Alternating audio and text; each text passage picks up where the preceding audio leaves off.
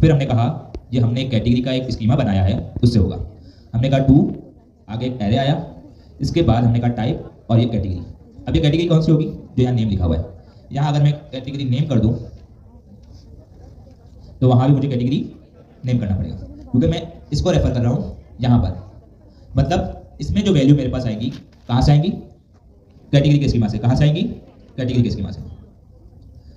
मैंने यहाँ क्रिएट की हुई है, मैं प्रोडक्ट में गया, मैंने एक और क्रिएट किया, मैं टाइटल दे दूँ। अब देखो, पहले मैं सिर्फ यहाँ पर लिख रहा था, ठीक है। अब ये मुझे सर्च का कह रहा है और यहाँ ड्रॉप डाउन दे रहा है। ड्रॉप डाउन के अंदर इसने मुझे 3 कैटेगरी दे दी, जो कैटेगरी मैंने बनाई हुई है। क्योंकि ये रेफरेंस आ रहा है, ये जो डेटा है ये कहाँ से उठ कर आ रहा है? कैटेगरी के स्कीमा से। मैंने इसको क्लिक किया, पब्लिश कर दिया।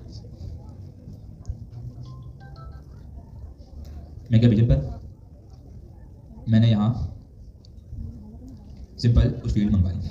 अब देखो पुरानी चीज़ें होती ना, उसमें कैटेगरी का नेम आ रहा है, ये सारी हार्ड कोड होती है, तब नजर आ रहा है।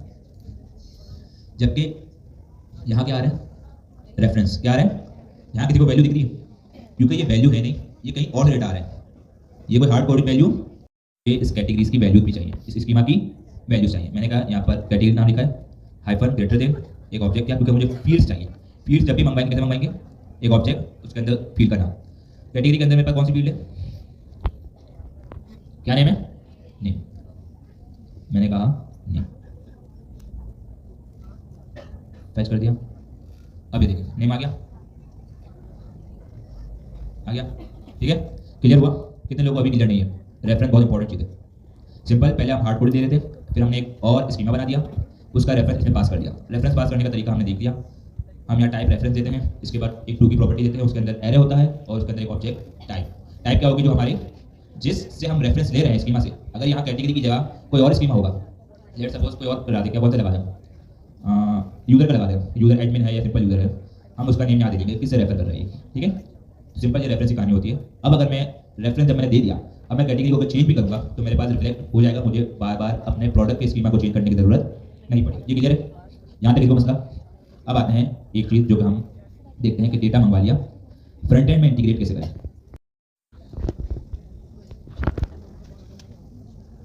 मैं अपने मेन पेज पे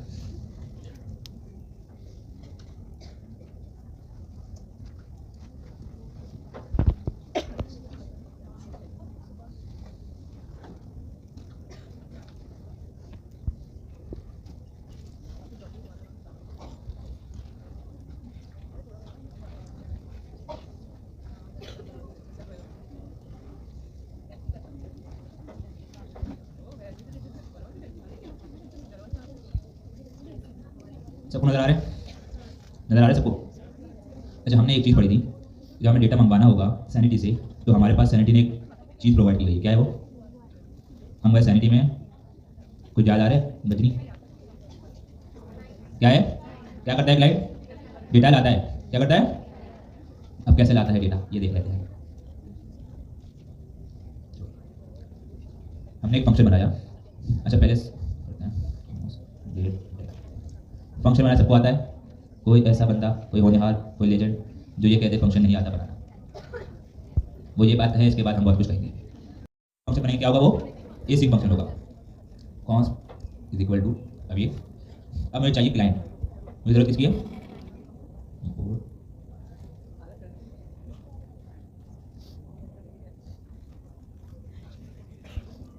मैंने कहा क्लाइंट डॉट फैच। फैच हमें पता है क्या करता है? डेटा लाता है, फैच करता है।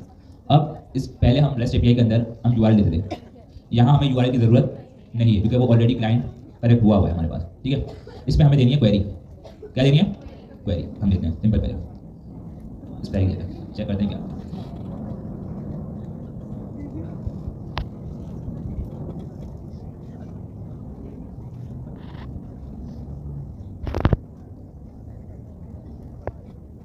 चलो ऐसा ठीक हो जाओ, छोड़ो।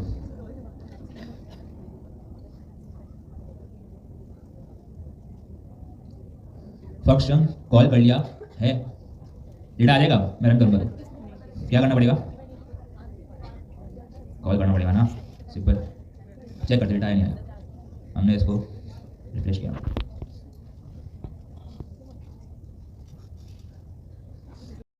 कंपोनेंट कौन सा है?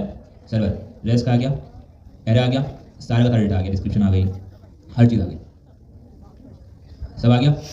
अब मुझे डेटा किसका चाहिए? प्रोडक्ट का। मैंने कहा हाइफन, जो चीज़ हम वहाँ कर रहे थे वही चीज़ हमने यहाँ भी करनी है। व्यक्ति का सबको आइडिया है ना?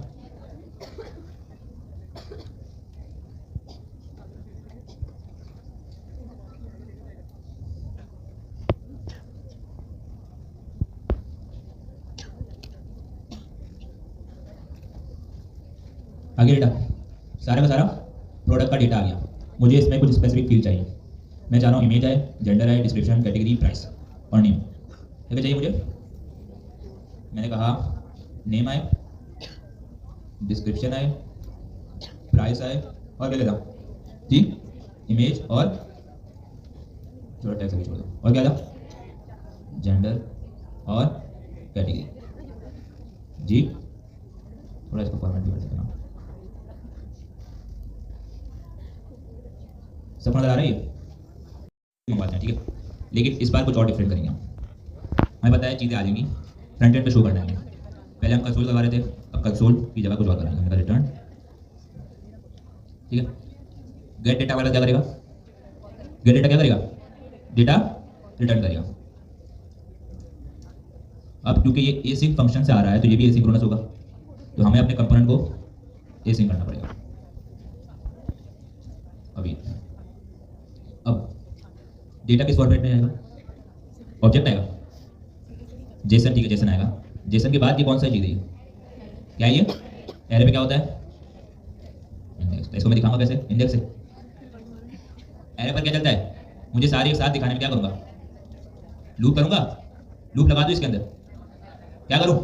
मैप करूंगा मैं इसको। मैंने कहा डेटा डॉट मैप, कॉल पे फंक्शन पास करता है। मैंने कहा क्या है हमारे पास? प्रोडक्ट है ना, प्रोडक्ट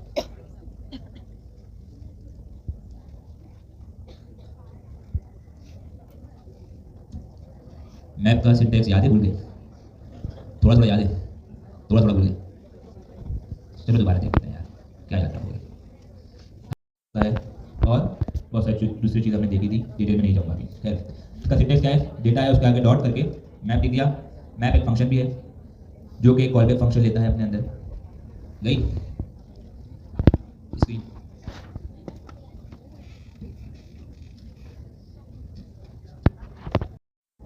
यहाँ देख लीजिए थोड़ी देर, इसके बाद फिर बातें कर लीजिएगा, ठीक है। हमने कहा एक डिव होगी पहले, सबसे पहले पेरेंट डिव। मैं चाहूँ तो यहाँ पर एक कंपोनेंट बना सकता हूँ, लेकिन मैं भी सिंपल रख रहा हूँ। आप लोग चाहे तो बना लीजिएगा कंपोनेंट, ठीक है। एक पेरेंट डिव हो गई, उसके अंदर एक डिव आई। सबसे पहले क्या आएगा? नेम। ये सबको आता होगा भाई, जावास्क्रिप्ट लिखने के लिए कैसे करते हैं, पढ़ी रखते हैं। हमने कहा प्रोडक्ट, प्रोडक्ट एक ऑब्जेक्ट आ रहा है, उसकी मुझे फील्ड चाहिए, क्या करूँगा? Dot name. मैंने तो कॉपी किया,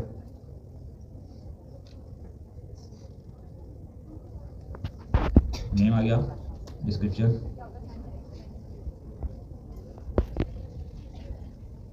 प्राइस, बताते जाओ क्या क्या था, और जेंडर। एक मिनट, इमेज के पीछे लगे हो, रुक जाओ जी, दे रहा हूँ पता है।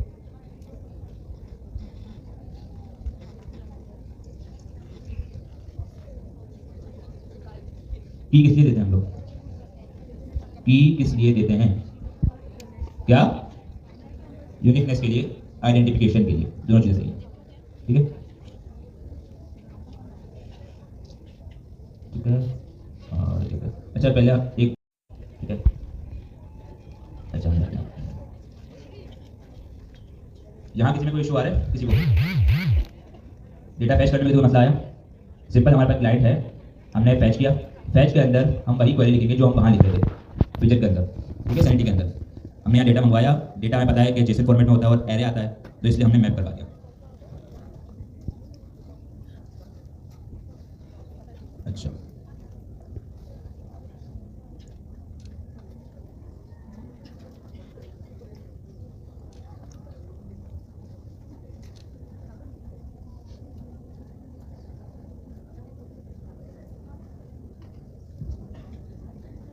का डेटा तो आ गया, ठीक है। अलग उसमें आ रहा है, हम कर सकते हैं, लेकिन ये पहले का डेटा आ गया, दूसरे का तीसरे का अलग अलग आ गया, डेटा आ रहा है। अब क्या था हमारे पास, हाँ इस चीज़ अभी हमने कितनी चीज़ें दिखाई यहाँ पर, 4 चीज़ें हमने क्या मंगवाया यहाँ पर, नेम, डिस्क्रिप्शन, प्राइस, इमेज और जेंडर। इमेज नहीं लगाई तो हम कोशिश करते हैं इमेज लगा दें।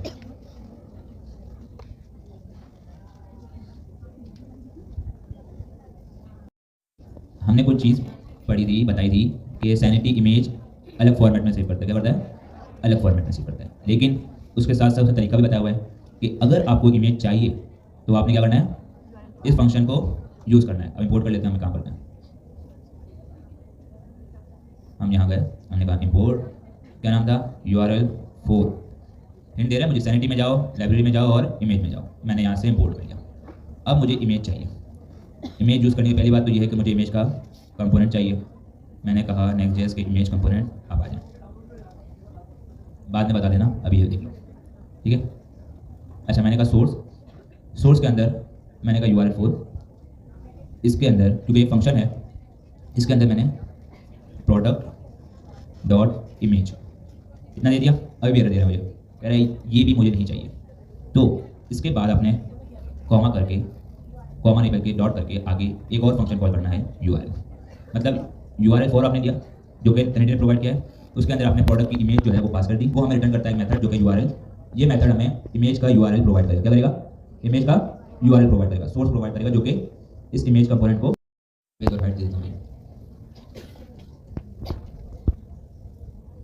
अब चल जाएगा जी। चल, कितने लोग कह रहे हैं अब चल जाएगा, कितने लोग कह रहे हैं नहीं चलेगा, बाकी लोग क्या कह रहे हैं, मुझे 50-50 आवाम भी चाहिए लेकिन सारे बताने चाहिए वरना मैं आगे नहीं बढ़ूंगा। कितने लोग कह रहे हैं चल जाएगा, अपने दिमाग लगाओ यार, कितने लोग कह रहे हैं चल जाएगा, कितने कह रहे हैं नहीं चलेगा, बाकी क्या कह रहे हैं भाई, मुझे समझ नहीं आ रहा। अल्लाह बेहतर जानता है, अल्लाह भरोसे बैठे हैं यहाँ पर सारे। चलो देखते हैं, ये तो कुछ और दे रहा है, URL 4 नहीं चल रहा है, तो कुछ और ऐसा ही है। क्या कह रहे हैं, तो क्या ये पहली बार है, सीरियस बताओ हैं, ये पहली बार लाइव क्लास में डिबग करूँगा, नहीं करो। एक काम करते हैं,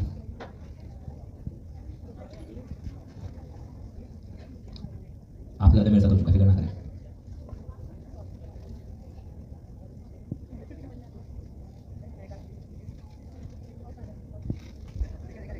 एरर क्या था, हमने कुछ डेटा ऐड किया था, किसी में हमने इमेज डाली थी, किसी में अपलोड की थी, किसी में नहीं की थी। तो जहाँ इसको नल मिल रहा था वहाँ एरर थ्रो कर रहा था। हमने सिंपल एक कंडीशन लगा दी कि अगर प्रोडक्ट की इमेज हो तभी ये देखा हुआ तो है ना सबने, इसे क्या कहते हैं, की कंडीशन। हमने कहा प्रोडक्ट की इमेज अगर हो तभी इमेज दिखाना, वरना मत दिखाना। अब क्या एरर दे रहा है, ये एरर अगर वाकई आप उन्होंने कहा नहीं दिखा तो मैं कंफर्म सर्टिफिकेट जारी कर दूंगा आप लोगों की। पिछली क्लास में भी एरर आएगा। क्या एरर है, क्या एरर है भाई, ये कह रहा है कि सैनिटी साहब इमेज तो मंगवा रहे हैं लेकिन मैं इसे अलाउ नहीं कर सकता, मेरी मर्जी। उसके लिए हमने देखा था के अंदर जी, नेक्स्ट कॉन्फ़िग के अंदर गए, नेक्स्ट कॉन्फ़िग का ऑब्जेक्ट हमने ओपन किया, यहाँ सिंपल पेस्ट कर दिया जो उसने कहा था। हमें ज़रूरत सिर्फ होस्ट नेम की है, बाकी चीज़ें हटा दो।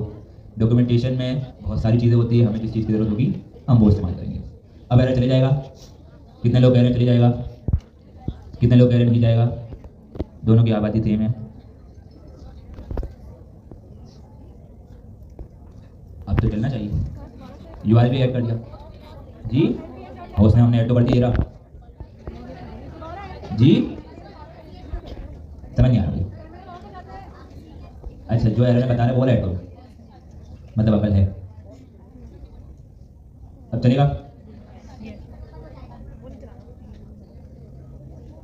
थोड़ी बहुत याददाश्त है जी, हुआ वो थोड़ा टाइम लगा रहा है। नेक्स्ट कॉन्फ़िग के अंदर चेंज करते हैं तो वो दोबारा एक बार सब चलाता है। हाँ, नेक्स्ट पे नहीं बना हुआ शायद, अब पता नहीं उन्होंने अपडेट कर दिया नहीं, लेकिन लास्ट टाइम जब मैंने यूज़ किया था तब रिएक्टर था, हो सकता है अपडेट कर दिया हो। आ गई इमेज, आ गई ना? चलो ठीक है। और कुछ रहता है सैनिटी में? 15 मिनट है,